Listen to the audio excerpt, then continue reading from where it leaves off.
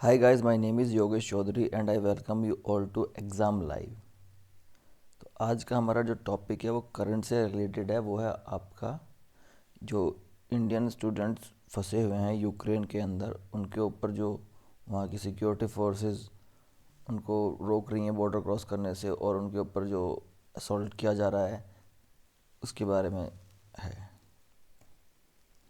तो पहले हम देखते हैं कि ये यूक्रेन है। ये देखिए, ये यूक्रेन का बॉर्डर है। इधर से रशिया अटैक कर रहा है। ठीक। तो इंडियन गवर्नमेंट ने बोला है अपने यहाँ के जो इंडियन स्टूडेंट्स हैं कि आप लोग पोलैंड, हंगरी, रोमेनिया या फिर स्लोवाकिया यहाँ पहुँचना है आप लोगों को। उसके बाद जो यहाँ पे जो ये पोलैंड की जो अथॉरिटी है, जिस भी कंट्री में आप जाएंगे उसकी जो अथॉरिटी होगी, जो गवर्नमेंट होगी, वो आपको वहाँ की कैपिटल लेके जाएगी और वहाँ से आपको फिर फ़्लाइट मिलेगी इंडिया के लिए। फिर आप अप्लाई कर सकते हैं इंडिया के लिए। ऐसे अगर आप हंगरी जाएंगे तो हंगरी में आपको बुडापेस्ट लेके जाया जाएगा और रोमानिया में आपको बुकारेस्ट लेके जाएगा। तो वहाँ से आपको फ़्लाइट मिलेंगी डायरेक्ट इंडिया के लिए। जो एयर इंडिया की जो आपका ऑपरेशन गंगा चल रहा है उसकी फ़्लाइट्स मिलेंगी वहाँ पे। तो बॉर्डर तक तो क्रॉस तभी करेंगे जब जो यूक्रेन की जो फोर्सेस हैं, जैसे कि आप आर्मी या फिर बॉर्डर सिक्योरिटी होती है वहाँ की, वो रोक रही है इंडियंस को और पीट रही है उन्हें, मार रही है डंडों से, मुक्कों से, और उनको बॉर्डर क्रॉस करने नहीं दे रही है। और उसके लिए उनके पास कोई वैलिड रीज़न भी नहीं है कि that's why we are stopping, कि आपके पास डॉक्यूमेंटेशन नहीं है, ये नहीं है, वो नहीं है, जो भी डॉक्यूमेंट्स लगते हैं। बट जो वहाँ के जो नेशनल्स हैं, यूक्रेन के जो सिटीजन्स हैं, उनको बॉर्डर क्रॉस करने दिया जा रहा है। जो यहाँ की फ़ीमेल्स हैं वो लोग बॉर्डर क्रॉस करके easily Poland, Romania, Hungary, other countries में जा रही हैं। तो इस पिक में आप देख सकते हैं, ये आपके ये इंडियन स्टूडेंट्स हैं। ये देखिए कैसे सरवाइव कर रहे हैं। नीचे ज़मीनों पे सोना पड़ रहा है, खाने के लिए स्ट्रगल करना है, पानी के लिए स्ट्रगल करना है।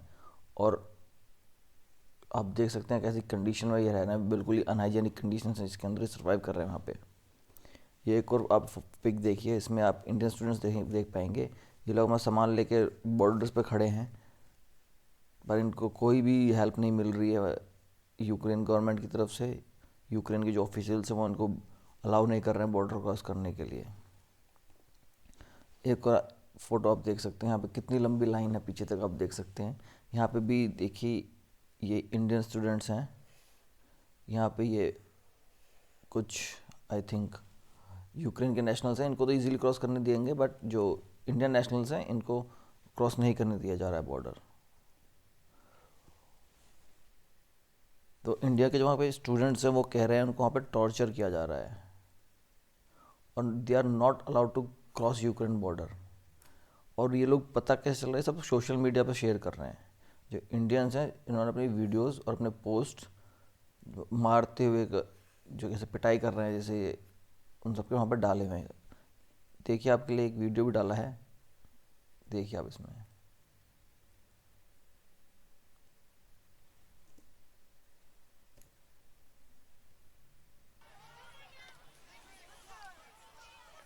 इस वीडियो में आप देख सकते हैं कि यूक्रेन फोर्स, ये बॉर्डर सिक्योरिटी फोर्सेज या आर्मी के बंदे हैं। ये कैसे बाल पकड़ के उठाया है उन्होंने एक फीमेल को।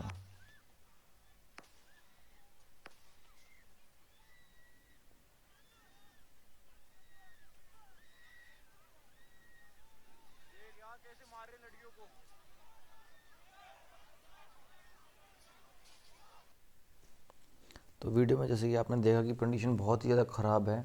यूक्रेन फोर्सेस जो हैं वो बिल्कुल भी हेल्प नहीं कर रही हैं इंडियंस की, कोई भी कोऑपरेशन या कोई भी कोऑपरेट नहीं कर रहा है। उनको वहाँ से मार के, पीट के, घसीट के भगाया जा रहा है।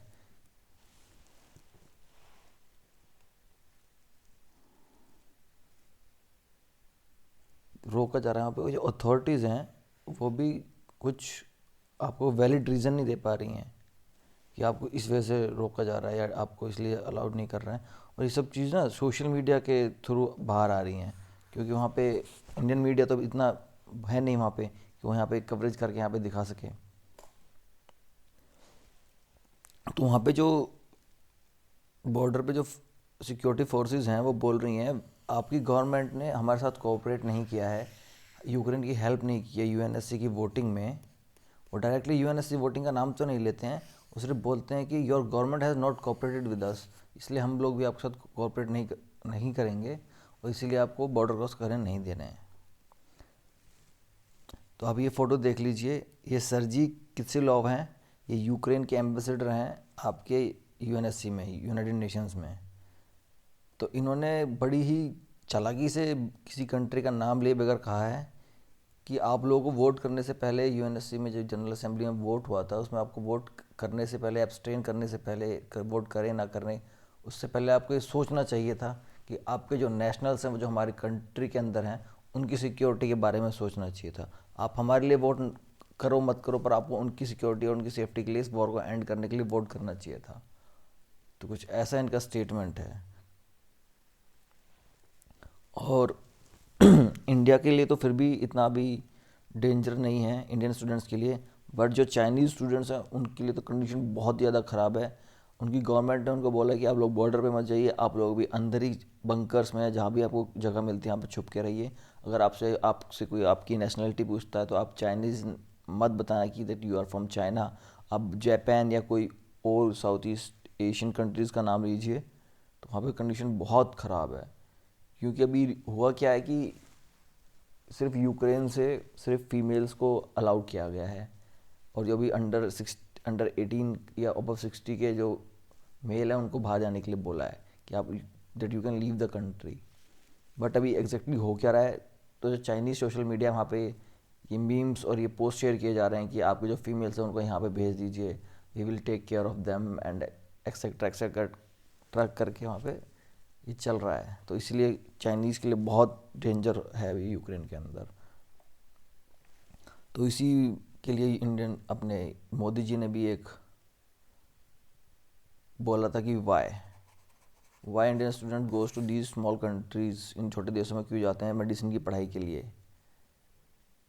तो उसका जस्ट बेसिकली एक सिंपल सा रीज़न है कि अभी इंडिया के अंदर इतनी कॉलेजेस नहीं हैं, क्योंकि इंडिया एक बहुत बड़ी कंट्रीज़ है कि सारे बच्चे यहाँ पे मेडिसिन की पढ़ाई कर सकें एट अ अफोर्डेबल प्राइस। क्योंकि अगर हम बात करें प्राइवेट कॉलेज की, तो प्राइवेट कॉलेज में आपका 15 से 20 लाख पर ईयर का फीस हो जाता है, और आपका गवर्नमेंट कॉलेज की बात करें तो वहाँ पे 2 लाख अराउंड फिक्स होता है। जो बच्चे नीट की प्रिपरेशन करते हैं और वो गवर्नमेंट सीट सिक्योर कर लेते हैं तो वो तो अफोर्डेबल प्राइसेस में यहाँ पे मेडिसिन कर लेते हैं। बट जो नीट क्वालिफाई कर लेते हैं बट मेरिट में अच्छे नंबर नहीं आते और उनको प्राइवेट कॉलेज मिलते हैं and they can't afford them, तो इसलिए वो जाते हैं यूक्रेन एंड और भी बहुत सारी कंट्रीज हैं वहाँ मेडिसिन पढ़ने के लिए। तो वहाँ पे क्या है, आपका 4 से 5 लाख का खर्चा होता है पर ईयर, रहना खाना सब उसी के अंदर होता है, ट्यूशन फीस इंक्लूडेड उसी के अंदर होती है। तो आप at a much cheaper price पे आप मेडिसिन कंप्लीट कर लेते हैं। एंड जो आप यूक्रेन से मेडिसिन आपका लाइसेंस मिलता है वो आपका all around the globe acceptable होता है, इसलिए लोग यूक्रेन चाहते हैं। तो आज के लिए इतना ही, देखते हैं आगे क्या होता है इंडियन स्टूडेंट्स के साथ और हमारी इंडियन गवर्नमेंट क्या करती है। अभी के लिए इतना ही, जुड़े रहिए हम लोगों के साथ, लाइक शेयर एंड कमेंट करना बिल्कुल ना भूलिए। धन्यवाद।